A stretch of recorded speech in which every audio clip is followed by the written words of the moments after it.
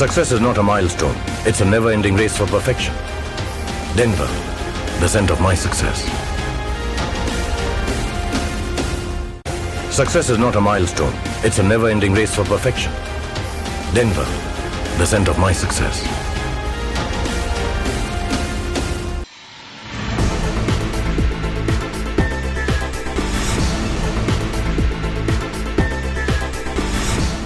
नमस्कार, मैं वैष्णवी, आप देख रहे हैं प्लस न्यूज। आइए नजर डालते हैं आज की हेडलाइंस पर।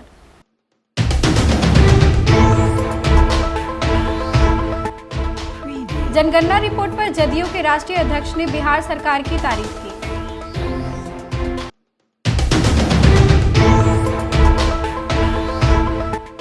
Patna Rajgir special express train का परिचालन शुरू हुआ।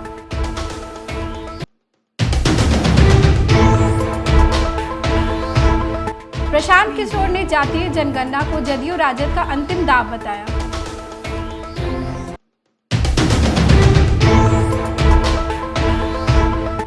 कटिहार में राजद नेता की गुंडागर्दी, पीडीएस दुकानदार को मारी गोली।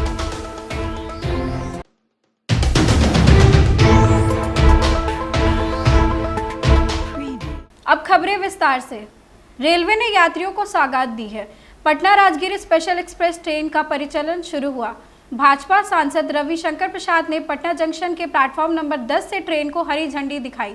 इस मौके पर रेलवे के अधिकारी, भाजपा विधायक संजीव चौरसिया भी मौजूद रहे।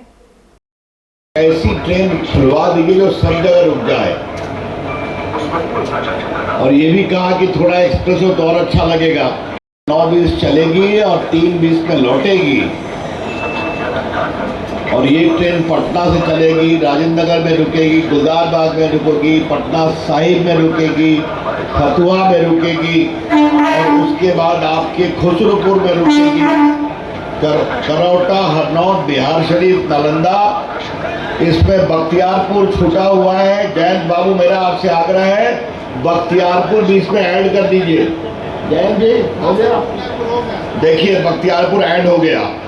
तो अब सतेंद्र बाबू, अब आप जाइए, तो उस ट्रेन से आप फतुहा जाइए, वहाँ के लोगों को बताइए, और बख्तियारपुर में भी लोग रहें, करौटा में लोग रहें, खुसरूपुर में लोग रहें, और इसका स्वागत करें कि ये भारत सरकार के प्रयास, रेलवे प्रशासन के प्रयास और थोड़ा बहुत आपके सांसद के प्रयास के कारण ये ट्रेन चल रही है।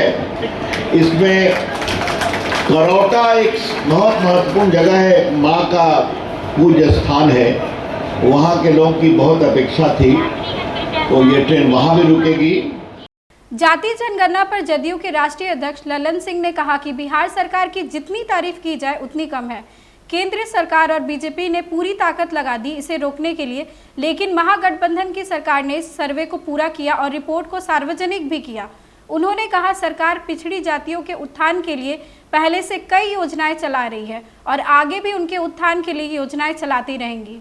तो सरकार को करना है, और हम जो जाति आधारित गणना बिहार में हुई, उसके लिए हम बिहार की जो महागठबंधन की सरकार है उसको हम बधाई देते, इसलिए कि सारी बाधाओं को दूर करते हुए सारे षड्यंत्र जो जाति आधारित गणना को रोकने के लिए केंद्र की सरकार ने और भारतीय जनता पार्टी ने जो षड्यंत्र किया, उन सारी बाधाओं को दूर करते हुए सरकार ने बिहार में जाति आधारित गणना करा ली।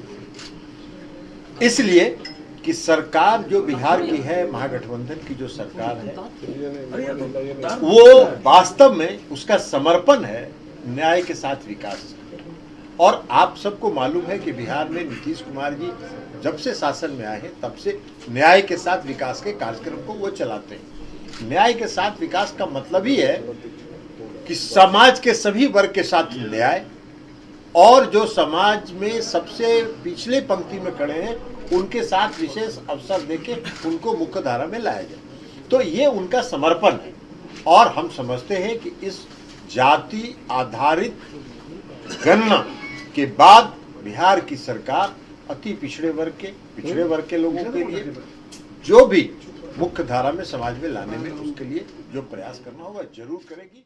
जाति आधारित जनगणना की रिपोर्ट को लेकर जमकर राजनीतिक बयानबाजी हो रही है। इस मामले में राष्ट्रीय लोक जनता दल के राष्ट्रीय अध्यक्ष उपेंद्र कुशवाहा ने बड़ा बयान दिया। आंकड़ा जारी हुआ सरकार की ओर से, उस आंकड़े पर थोड़ा आश्चर्य मुझको है। यह इसलिए चर्चा कर रहे हैं कि अभी मौजूद विषय है। मुझसे तो आज तक किसी ने पूछा ही नहीं कि आप किस जात के हैं, किसी ने नहीं संपर्क किया और मुझसे नहीं पूछा, तो इसका मतलब कि मेरी जात का आंकड़ा उसमें नहीं शामिल हुआ। और सिर्फ एक व्यक्ति का सवाल नहीं, इस तरह से बिहार में अनेक जगह से लोगों का फोन कल से लेकर अभी तक, खास करके जो कमजोर जात के लोग हैं, जिनकी संख्या 1% दिखाई गई, 2% दिखाई गई, ऐसी जात के जो लोग हैं, उन लोगों की ओर से बहुत जगह से फोन आया कि हमारा परिवार बिल्कुल छूट गया, कोई नहीं आया हमसे पूछने के लिए। इतनी बड़ी संख्या में चारों तरफ से जब फोन आ रहा है तो मुझको लगता है कि यह आंकड़ा सही नहीं जुटाने का काम किया गया। बिल्कुल। अब यह भी कई लोगों ने कहा कि इसलिए भी संभव है किया गया हो कि किसी जात विशेष की संख्या को बढ़ाना था, इसलिए कमजोर जात के जो लोग थे उनकी संख्या को घटाकर दिखाया गया। जन सूरज पथ यात्रा के सूत्रधार प्रशांत किशोर ने जातिगत जनगणना पर बिहार सरकार को घेरते हुए कहा कि जो लोग जातिगत जनगणना करवा लिए हैं, इनको समाज की बेहतरी से कोई लेना देना नहीं है। जातिगत जनगणना को अंतिम दांव के रूप में खेला गया है ताकि समाज के लोगों को जातियों में बांटकर एक बार फिर किसी तरह चुनाव की नैया पार लगाई जाए। जो लोग जातिगत जनगणना करा रहे हैं, इनको समाज की बेहतरी से लेना देना नहीं है। ये तो एक अंतिम दांव खेले हैं कि समाज को फिर जातियों में बांटकर एक बार किसी तरह चुनाव की नैया पार लग जाए। भाई, जातिगत जनगणना पहले तो आप 18 साल से सत्ता में हैं, आज क्यों जातिगत जनगणना करा रहे? 18 साल से आपको याद नहीं आ रहा था? दूसरी बात, अगर जातिगत जनगणना आप करा रहे, जनगणना आपके विषय का, राज्य सरकार का विषय ही नहीं है। आप जनगणना नहीं करा रहे हैं, आप सर्वे करा रहे हैं। सर्वे करा रहे हैं। जनगणना तो केंद्र सरकार का विषय है और सर्वे और जनगणना में जमीन आसमान का फर्क है, क्योंकि सर्वे का कोई लीगल साइंटिटी नहीं है। इस बात को कभी सरकार ने स्पष्टता से नहीं बताया कि सर्वे का जो रिजल्ट आएगा उसकी मान्यता क्या होगी। उसकी मान्यता तो कुछ है नहीं। कुछ जानकारी तो सर्वे तो राज्य सरकार कभी भी करा सकती है, और अगर मान लीजिए आपने करा भी लिया, अगर उसको लीगल साइंटिटी मिल भी गई, तो जातियों की जनगणना होने मात्र से लोगों की जिंदगी तो सुधरेगी नहीं। पूरे बिहार की गणना हुई पड़ी है कि 13 करोड़ लोग, बिहार के जो लोग हैं वो देश के सबसे गरीब और पिछड़े हैं। ये तो जानकारी आपके पास है, इसको काहे नहीं सुधार रहे? दलितों की जनगणना तो आप आजादी के बाद से कर रहे हैं, उनकी दशा आप क्यों नहीं सुधार रहे? उसके लिए आपने क्या किया? मुसलमानों की जनगणना करी हुई है, दलितों के बाद बिहार में सबसे ज्यादा गरीबी और फटेहाली से मुसलमान भाई जूझ रहे हैं, उनके लिए आपने क्या किया? बिहार के कटिहार में भूमि विवाद पर राजद नेता ने पीडीएस दुकानदार रामप्रसाद राय को सरेआम गोली मार दी। घटना कदवा थाना क्षेत्र के कुजीबना चौक की है। डीलर की हालत नाजुक है, बेहतर इलाज के लिए चिकित्सकों ने रेफर किया। परिजनों की शिकायत पर कदवा थाना पुलिस नेता सहित सहयोगी के विरुद्ध प्राथमिकी दर्ज की गई। हुआ घर कुजी बना हुआ और मेरा भाई चाय का दुकान में गया था, साकिर यानी मेरा भाई को गोली मार दिया। अब वो जो है डबल गोली लगा हुआ है, अब क्या होगा नहीं होगा इसका अब सदर अभी हॉस्पिटल यहाँ हम लोग जो है दुर्गागंज लेके आए और यहाँ पर भी जो है नहीं हो पाया इलाज, तो हम लोग को यहाँ से रेफर कर रहा है। पता नहीं सर लोग जो कहाँ रेफर कर रहा है, हमको क्या नाम है भाई का? हाँ, राम प्रसाद राय कुजी बना। गोली मारने का कारण, गोली मारने का रीजन अभी मतलब वो तो पहले से पूर्व से ही है, वो जैसे ही खड़ा हुआ उसको मार दिया परापर करके गोली। बड़ी खबर गोपालगंज से है, जहां पटाखा बनाने के दौरान एक मकान में ब्लास्ट हुआ है। घटना मीरगंज थाना क्षेत्र वार्ड नंबर 20 में ब्रह्म स्थान के पास की है। धमाका इतना तेज था कि आसपास के मकानों को भी क्षति पहुंची। ब्लास्ट की इस घटना में एक महिला जख्मी हो गई। अभी थोड़ी देर पहले हमको सूचना मिली है कि हमारे मीरगंज के वार्ड संख्या 20 में बहुत ज़्यादा आवाज़ लोगों ने सुना है। सुनने के बाद हम आए देखें तो यहाँ पहले से पटाखा बज रहा था। क्या ब्लास्ट हुआ है कहें कि बहुत ज़्यादा बहुत तेज़ आवाज़ था पूरा मीरगंज। कोई इसमें जख्मी भी है? पर लोग एक औरत को जख्मी है। मम्मी इनकी क्या हुआ है अचानक? सोए थे हम,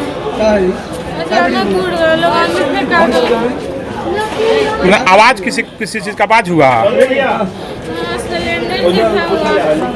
सिलेंडर जैसे फटता है। तो घर में कुछ था क्या, बम के जैसा कुछ? पटाखा पर बनाते थे ना, वो बना के वो नहीं बनाता था।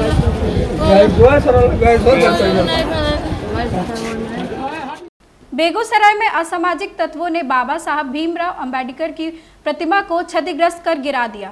घटना डंडारी थाना क्षेत्र के कटरमल गांव के टेम्पू बस स्टैंड की है। घटना के बाद स्थानीय लोगों में काफी आक्रोश दिखा और लोगों ने कार्रवाई की मांग को लेकर विरोध प्रदर्शन किया। सर, रात में जो है ओबीसी की जाति आधारित जनगणना का खुलासा किया, जिससे बौखलाए आरएसएस और बीजेपी के लोगों के द्वारा को सवेरे पता चला कि बाबा साहेब अम्बेडकर जी का मूर्ति गिरा दिया गया है, तो हम लोग दौड़े दौड़े आए। यहाँ देखे तो स्थिति बहुत ही मतलब भयावह था। जिस तरह इसको गिराया गया, हमको लगता है 4-5 आदमी मिल करके उसके बाद गिरा है। कुछ मीडिया वाले भाई ने बोले कि कोई बोल रहा है कि हवा में गिर गया, तो ऐसा नहीं है। अगर 2 से 3 आदमी भी उसको अब गिराने का प्रयास भी कीजिएगा, वो नहीं गिरेगा।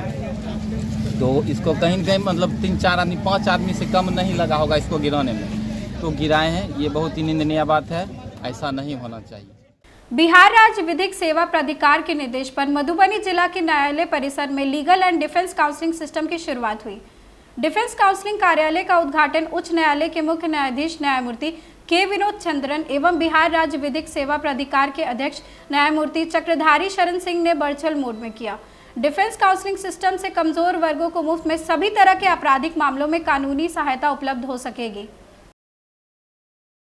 आज हमारे लिए बहुत ही हर्ष का दिन है, क्योंकि हमारे माननीय उच्च न्यायालय के न्यायाधीश मुख्य न्यायाधीश JD बन साहब चक्रधारी बाबू और अन्य न्यायमूर्तियों के सामने आज LADCS सिस्टम का इनॉग्रेशन किया गया है। इस प्रणाली में जो लोग किसी कारणवश, जैसे कि किसी के पास पैसे की कमी है, हो सकता है वो बहुत दूर दराज के किसी इलाके में रहता हो और वो कोर्ट तक नहीं पहुंच पाता हो, उसके पास इतना पैसा नहीं है कि वो अपने पास वकील रख सके, उसको कोई कानूनी सलाह सही तरीके से उसको नहीं मिलता हो, तो LADCS प्रणाली के द्वारा अब ये उनको मुफ्त कानूनी और सही सलाह जन जन तक पहुंचाई जाएगी।